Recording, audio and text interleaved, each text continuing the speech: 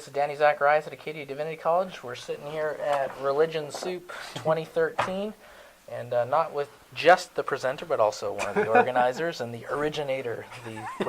This is your brainchild.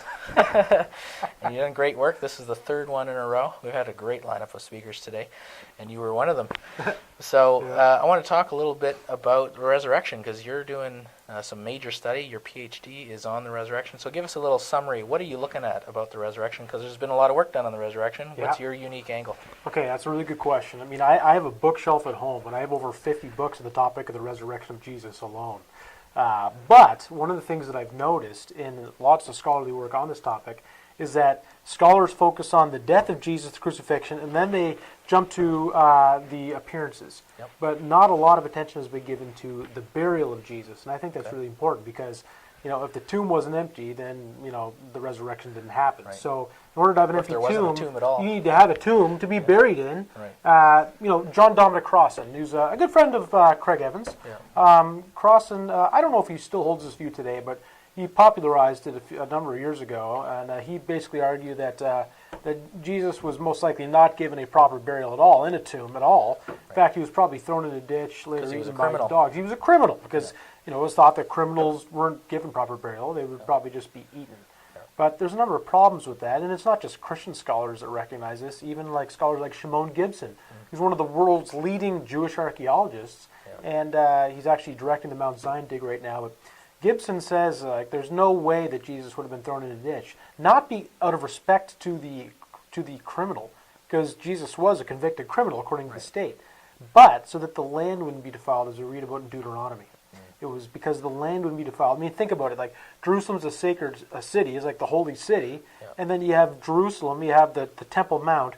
Imagine, a bunch of people get taken off their crosses, thrown in ditches, and dogs grab a hand and, run into town and, walk into the temple precincts with, a rotting human head. That's not going to happen. That would really infuriate the Jews. Right. And the Romans respected Jewish sensitivities, especially during peacetime.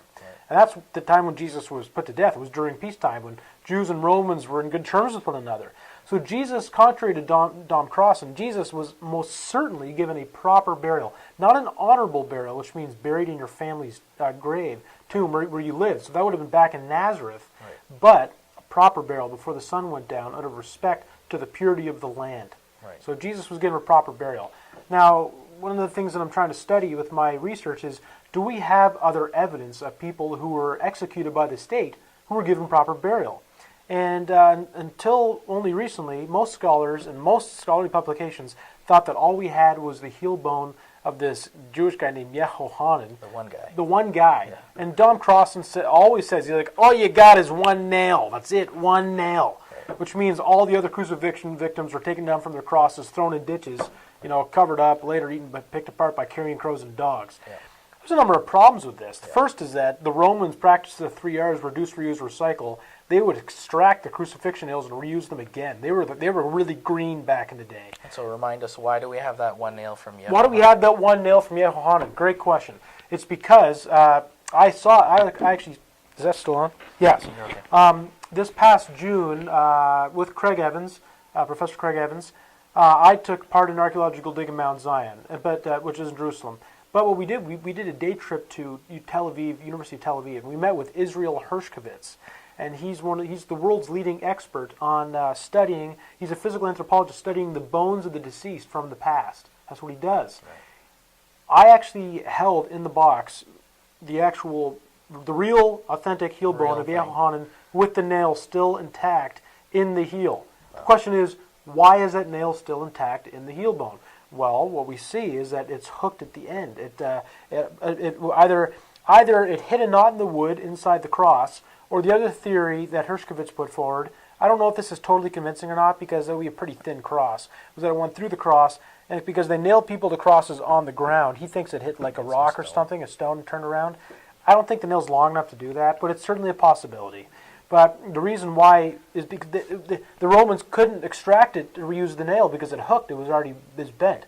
So what they had to do is they just chopped the bone in his leg, and they just took his heel bone and just fired it in his tomb later as ossuary. Yeah. Therefore, we have it today with the nails still intact. Right. So I actually think it's amazing we actually have evidence for crucifixion at all, and it was only because of a fluke that we have it, because Romans recycled nails, would extract them. So thousands of people who were crucified in the ancient world, they wouldn't have buried them with valuable iron nails still intact. Right. They would have taken them out and reused them. Right. Again, the other thing is this, and this is some new evidence that I'm going to share with you, is that you're presenting this. I'm presenting this at the Evangelical Philosophical Society in a couple weeks, and Craig Evans is actually going to present a similar at the Biblical Archaeology Review or Biblical Archaeology Society meetings. We're sort of giving complimentary presentations.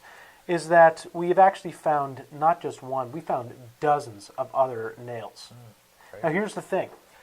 Why would they have taken all the nails out of people's bones, other than just to recycle them? Well, according to the Mishnah and the Talmud and some Jewish sources, Jews were very superstitious, and they believed that that there were healing, almost superstitious powers surrounding the nails of those who were executed, like a good luck charm, like an amulet. So you would actually take these and they'd be buried with them for good luck, maybe for the afterlife or something else. I don't know exactly why. Maybe it was because, maybe it was the victim who died, they atoned for the sin of the person so that their nails would be used to. Right. So even, for instance, one of the things we discovered is in the Caiaphas tomb, we've discovered numerous nails with bone traces still on them. Wow. So they're not just nails that were scratching the side of ossuaries. Yeah. There's bone traces on them. I've seen these nails myself. Israel Hershkovitz had them at Tel Aviv University. So strong evidence that they were nails that were previously used for. That doesn't mean Caiaphas was crucified. No, sure. But it meant that possibly Caiaphas or someone else in that tomb was superstitious enough to be able to take these nails that were used for crucifixion and later use them as amulets for superstitious purposes. Right. So we actually have those nails. But here's something else that we have. We also have discovered, back in the 70s, a female scholar named Patricia Smith studied this Abba tomb, this Abba cave tomb, and it had an inscription, and it was believed that it's the tomb where Mattathias Antigonus was buried. Okay. He was one of the last members of the Hasmonean dynasty. Right. And we have two different texts. One says that he was decapitated, and one says that he was crucified. Okay. The question is, Bart Ehrman would say, says this in one text, says this in another. They both can't be right. Right. Well, what do you know?